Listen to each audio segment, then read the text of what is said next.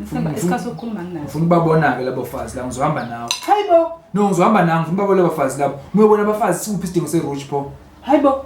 Ngoba wena uhlezi ukhona ubhuquza la endlini ungenzela izinto. Why manje wenza kanje? Awusho siyajabula mangihlezi ngibhuquza la endlini. Mhlawumbe ngithethe ngathi nje isikhathi sokuxabana nawe anginaso. Isikhathi sokuthi ngiyobhuquza mina la endlini ngingahlangana nabanye abantu. Shuthi ingakho ngizohlezi ngixabana nawe ngoba ngizohlezi ngihlela abekho abantu engikhuluma nabo. Ngikhona nje mina ngingakhuluma nawe. Yini usembe ngizokhuluma nawe abantu?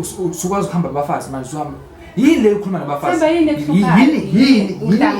Yini ke le ngitshela ngiyini le ukhuluma nabafazi? Yini le ukhuluma nabafazi? Ngitshela lokho bese uyahamba kula bafazi bakho. Futhi yazi ukuthini ungangiphendula impendulo nami ngiyahamba ngimajidini. Yabona lento uzongayifuni ngiyahamba. Umuphuma lo mnyango nami ngiyaphuma ngibafanele. Awukwazi ukuthi singa ngako laba bafazi abandawo namadoda uhambe kusina ngako kubona. Awuma wethemba ukahle. Mawucabanga mina nendaba ukuthi uyapi?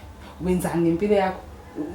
Ngoba ngithi angisafuni ukulwa nawe angisafuni ukwenza lutho Themba kambe noma ungahamba ubuye ukuthi awubuyi ulale ngosanda uhamba unyaka wonke anginamsebenzi nje Themba ayikho into yokumina ezolahleka kumina ayikho nje ayalimi yazi khalela ingane yami ukuthi yazi uqale nokukhathaza ngengane yazi nomusa usuku nosuku uyangokuya ungishintshela futhi yalahleka lento engangithanda ngawo